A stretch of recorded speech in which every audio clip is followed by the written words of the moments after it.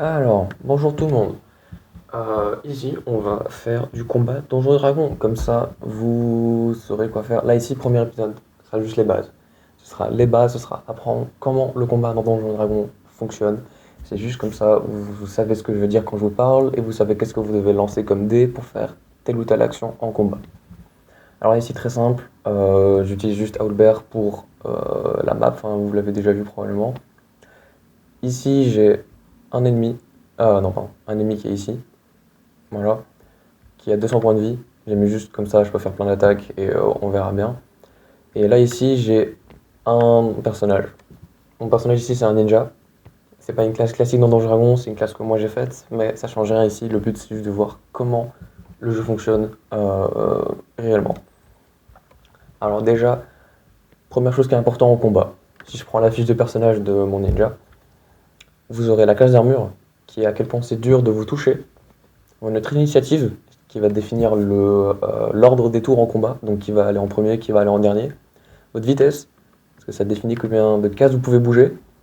Et après, vos attaques, avec votre bonus d'attaque qui est ici. Et les dégâts, on l'a écrit variable parce qu'il a plusieurs options. Ça, c'est pas un problème ici.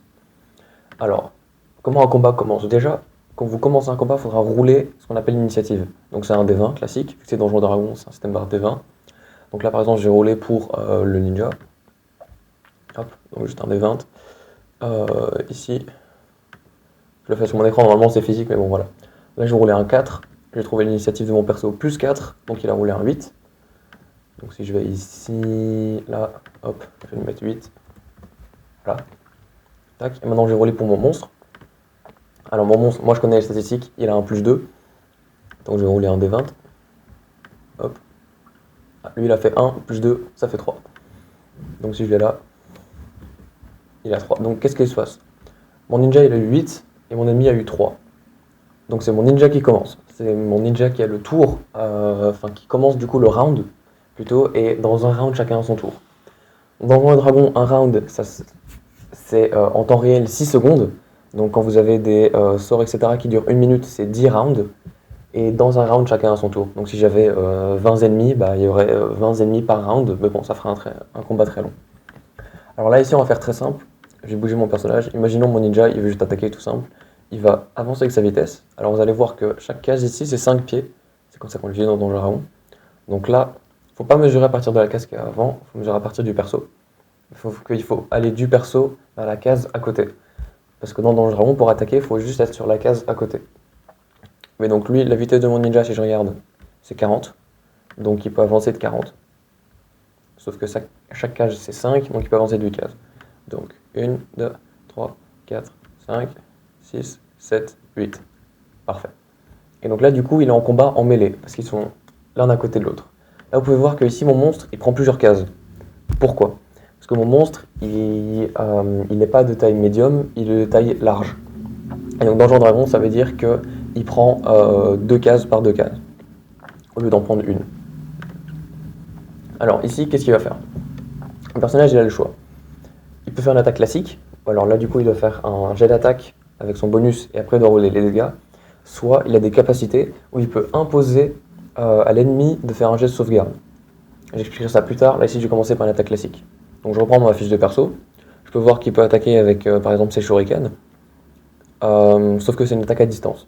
Il faut savoir que dans Donjons et Dragons, si j'essaie d'utiliser une arme à distance en mêlée, j'ai des avantages sur le jet. Des avantages, ça veut dire quoi? Ça veut dire que je roule 2 fois un D20. Donc, j'en roule 2. Et je dois prendre le plus petit.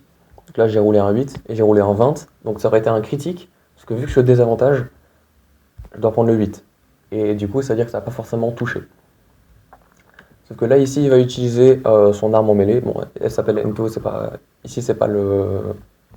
C'est pas l'important. L'important, c'est de savoir que c'est un katana, en gros. Il va utiliser son katana qui est juste ici. Mais je vous dis, ça, c'est une classe que j'ai fait moi-même. C'est pas une classe officielle, mais c'est vraiment pas ça l'important. Alors là, ici, l'important. Lui, il va faire une attaque contre ce monstre. Ce monstre, si vous voyez, il a une classe d'armure de 18. Qu'est-ce que ça veut dire? Ça veut dire que mon ninja doit rouler un 18 ou plus pour toucher le monstre. Donc si je reprends mon dé, il doit rouler un D20, parce qu'encore une fois, c'est un système par D20. Il a roulé un 6. J'ajoute son bonus, qui est 7. 6 plus 7, ça fait 13. Avec un 13, c'est pas assez pour toucher l'ennemi. Donc, il essaye de faire son attaque et il la rate. Ça veut dire qu'il fait pas de dégâts, il fait rien du tout. Maintenant, imaginons autour de l'ennemi. L'ennemi, il lui fait l'attaque classique aussi. Donc, il va rouler son D20. Je sais qu'il a plus 4. Il a fait 9 plus 4, ça fait 13. Sauf que la classe d'armure de mon ninja, c'est 16. Donc, pareil, le monstre ne touche pas le ninja. Maintenant, imaginons, mon ninja, il veut faire autre chose. Il veut utiliser une de ses capacités. Bon, vu que c'est un ninja, je lui fais une petite inspiration de Naruto, donc il utilise son chakra et tout. Il a une capacité qui s'appelle Danse des sabres. C'est vraiment pas important ici. L'important ici, c'est que, si vous regardez ici, si je descends, DC 14 de dextérité. Qu'est-ce que ça veut dire? Ça veut dire que c'est pas le ninja qui doit essayer de toucher l'ennemi, c'est l'ennemi qui doit essayer d'éviter. Donc là, ici, mon ninja fait son attaque. Et lui ne roule rien. L'ennemi, par contre, doit rouler un D20 avec son bonus de dextérité, qui est plus 2, et doit essayer d'éviter. Là, je vois que j'ai fait un 6. Plus 2, ça fait 8. Ce qui n'est pas assez parce que le DC, c'était 14. Le DC, c'est en anglais, c'est Difficulty Class, mais donc c'est le niveau de difficulté. Donc ça veut dire que lui a raté, donc ça veut dire qu'il va prendre la totalité des dégâts. Et là, si je vois ici, dans la description, c'est 3d8 de dégâts de force. Donc ça veut dire que mon ninja peut rouler 3 fois un d8. Voilà. Hop. Je vois qu'au total, j'ai fait 11 dégâts, et donc mon ennemi ici prend 11 dégâts.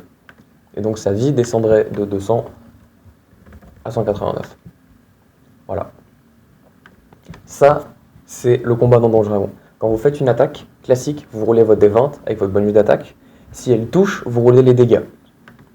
Donc, pour une arme classique, en général, au total, vous devrez rouler 2 dés. Parce que si je regarde par exemple les dégâts juste de l'arme de mon ninja, qui est écrit ici, c'est 1 des 12 plus 3 dégâts tranchants. Donc imaginons mon ninja roule un des 20, il fait une attaque. On va dire que... je vais trouver jusqu'à ce qu'il touche. Voilà. Ça touche. Parce que 11 plus 7, ça fait 18, donc c'est juste assez pour toucher le monstre. Il a fait son attaque, elle touche. Il peut rouler les dégâts. Donc le dé des dégâts, c'est 1 des 12, et plus 3, ça vient de son bonus de sagesse. Donc je prends mon des 12 qui est ici. Hop, je fais ça. Il roule un 4, plus 3, ça fait 7. L'ennemi prend 7 dégâts. Donc ici, mon ninja a réussi à toucher avec son attaque. Par contre, dans l'autre cas, dans le cas où il redemande de faire un jet pour éviter, donc je vais faire la même attaque par exemple, et que mon ennemi est réussi.